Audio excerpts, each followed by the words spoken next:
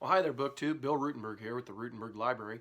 Wanted to come to you and give you my Friday reads. I didn't quite get that done yesterday. I got busy, and so I'm going to do it now. But anyway, week's been great. The weather has been kind of up and down here where I live. We had some really warm weather, and now it's kind of cooled off, and I think winter is coming. There was talks of snow tomorrow. That does not sound fun. But anyway, you knew it was coming, so why not? At school we got parent-teacher conferences next week, and so I've been real busy trying to get my grades, make sure they're all updated and everything, so that we can figure out, how to help kids and stuff, and just make sure everybody's doing their work and that kind of stuff. And uh, yeah, it's been good. We've been able to stay. Our school's been able to stay in school with the kids, and we have not had to go totally remote. That's been a big plus for the kids, and big plus for us teachers. And so that's been good. I'm starting to get used to doing some of the remote stuff. It's very, very time consuming, and I am, as the kids like to joke, I am the technological dinosaur, and so they always get a good laugh out of that. And so it's been a big jump for me. So anxiety's been high at times. But anyway, I told you last week, football's been done. This is my last week of freedom in between sports. We got basketball starting for my middle school boys next Monday. And so we're pretty excited about that, and got a good group of kids coming out. They work hard, and so that'll be a lot of fun. That'll be fun. So we look forward to that, and life will pick up pace again. And so some things to look forward to on the channel. I've got some book chats that I'm planning on doing. I'm going to be posting my nonfiction November TBR list soon. In the next couple days, and I think I finalized that this morning, so I just got to shoot the video. And kind of getting my plans put together for November and what I'm going to read.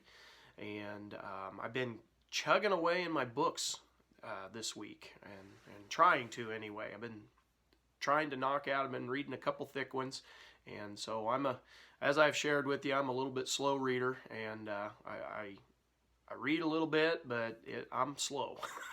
So sometimes it takes me a little bit to get through stuff, and then when school gets hectic, that just kind of slows things down even more. So anyway, without boring you of the details of how slow a reader I am, let me show you what I've been reading. I want to start off with a fun book. I know that there are lots of you out there that are fans of the show The Office. And so the first book is actually a kid's book, and I thought this was absolutely awesome. If you've seen the show The Office, you'll appreciate it. If you're not a fan of The Office, well, maybe you won't. But anyway, I thought it was a really cute book. My wife found this in the children's section at the library last time we went. And I've been meaning to show you, and I keep forgetting. So eat your heart out and look at this one. So we got The Office, A Day at Dunder Mifflin Elementary. And of course, we've got all the main characters there. We've got Kelly, we've got Jim, we've got Michael Scott, we've got... oh, good night, I'm going blank. And then Dwight oh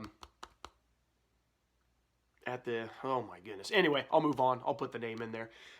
Nothing like drawing a big blank, but this is a kid's book. There's your end pages, and this is just wonderful. Pam, good night. How could I forget that? It's got Pam, but it's also got all the other characters in it. And I just thought this was genius.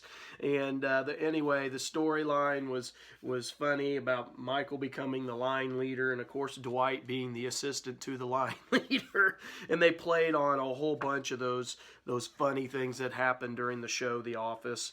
And of course my daughter's favorite, "Where are the turtles?"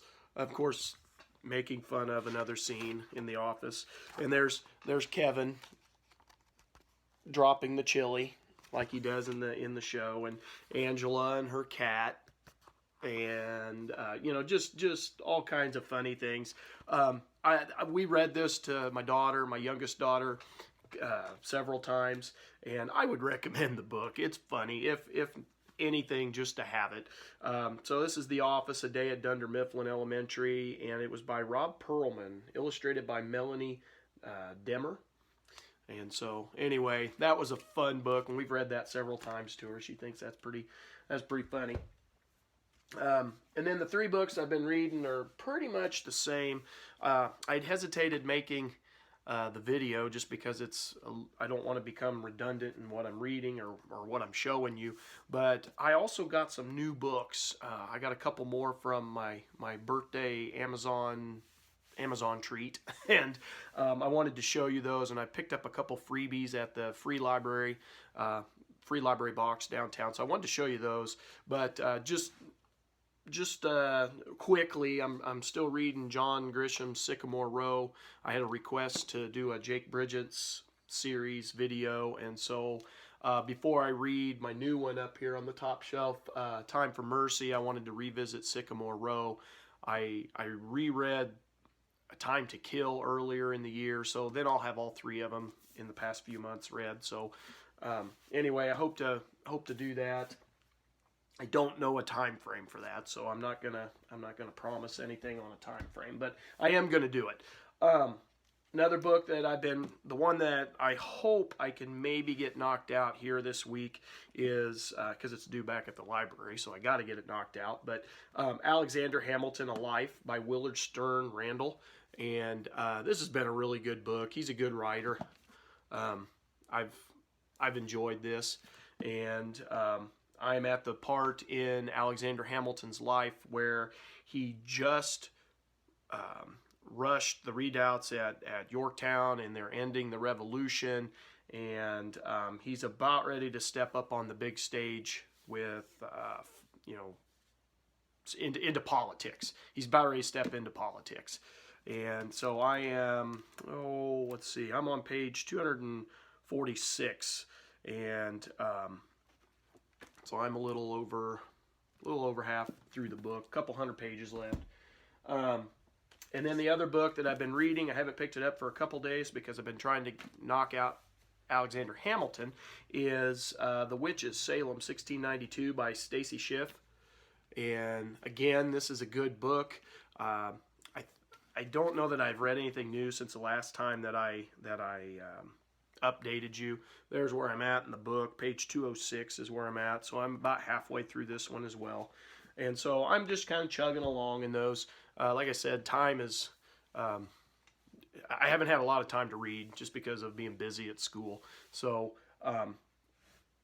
now that that's done, let me show you the new stuff I picked up. I was pretty excited about this stuff.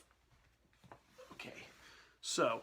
I'll start with the free ones that I picked up.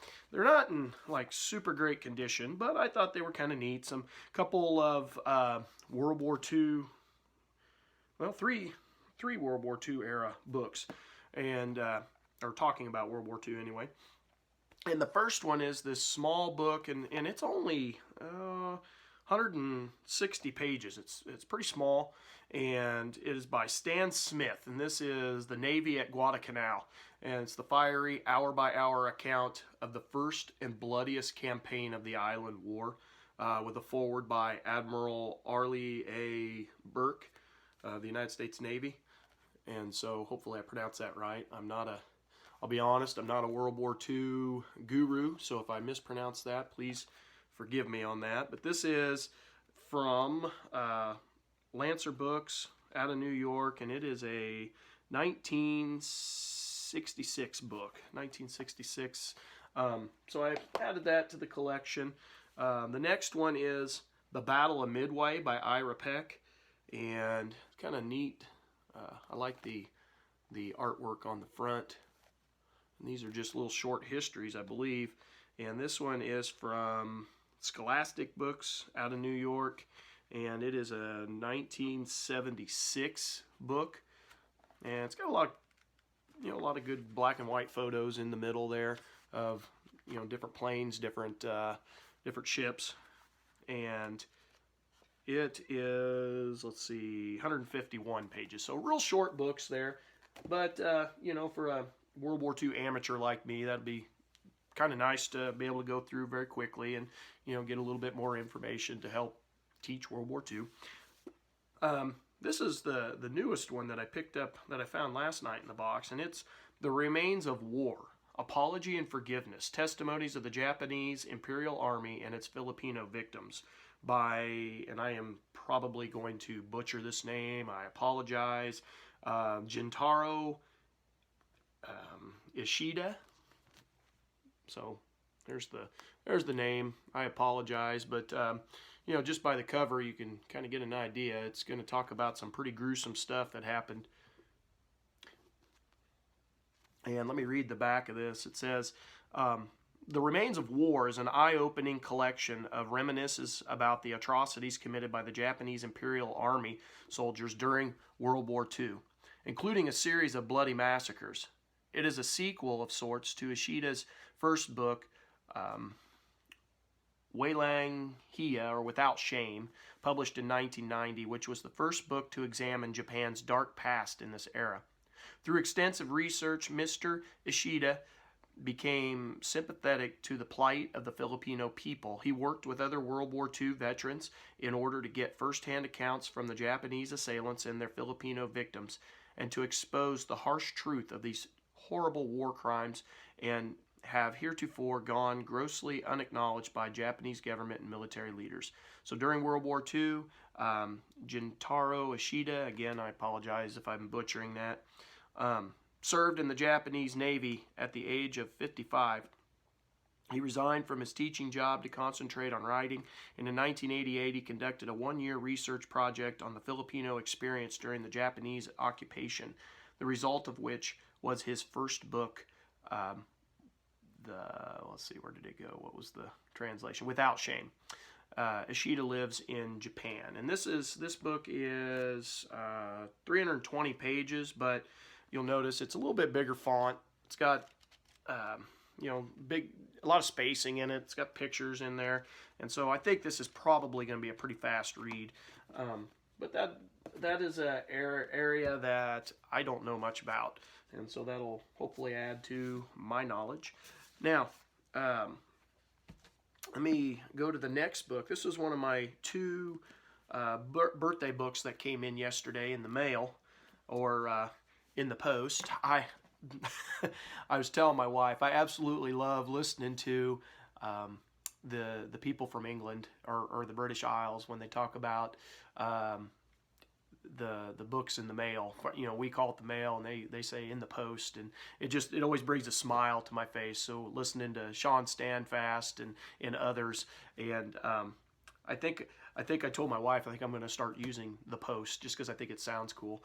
But anyway, the next book that came in the post was Ordeal of the Union, and this is volume 2 of the Alan Nevins series. So this is, you know, that series of books that everybody was recommending to me when I first got on BookTube, like, hey, have you read this? Why haven't you read this? You need to read this. And so here's volume 2, The Emergence of Lincoln. And so these are the two. It originally came out in 2 volumes, the books on Lincoln, but they've got this in 1 volume for the whole Ordeal of the Union series. So this is Douglas Buchanan and the Party Chaos from 1857 to 1859, and then Prologue to Civil War, 1859 to 1861. And so I'm very happy to add this to the collection. It's got some weight to it. It's a heavier book, but I'm real excited to read it. It's going to go on the shelf here with the other 2 volumes, and hopefully the 4th volume will come maybe today, maybe Monday, somewhere in there. But and then I'll have that whole series by Alan Nevins, and I can start reading those. I'm kind of at I don't know which series to start, Shelby Foote's or Alan Nevins. I got to figure out what to do this spring on which series to start first. But I will have the whole series, so that's exciting. But anyway, one of the other ones I was super excited to get, this book we got a math teacher at school that reads quite a bit. He was originally, a major in history, and he's pretty smart in history, and he is always buying the awesome books that are new releases in history. And this is one he bought back in, was it 2017? Is that when this book came out? Yes, back in 2017, and that was Ron Chernow's big old biography on Grant. And I was always jealous. I'd go into his room and he'd have it sitting on his desk, and he reads it during our sustained silent reading, our SSR time at school, and my jealousy is no longer. I have my own copy, so I could put this beside my Ronald C. White biography on Ulysses Grant, and proud owner, and pretty excited about that. I know other people have talked highly of this book. So that was my new books in the mail. That is my weekly reads. I hope everybody's doing well. I hope everybody's had a good week, and they're going to be heading into Nonfiction November. Please participate in Nonfiction November. What a great event. As a history teacher, I'm super excited about that. And I just hope everybody participates. Pick up some nonfiction. If you're regularly a fiction reader, pick up a nonfiction. Just read one. And if you're regularly a nonfiction reader, keep reading nonfiction. So anyway, this has been my Friday reads and a little bit of a post haul. And hope everybody's having a good day. Thank you for watching. Thank you for the new subscribers. And if you have any comments on any of these books, or you just want to chat, you can leave your stuff down in the comment section. Thanks for watching. Bye now.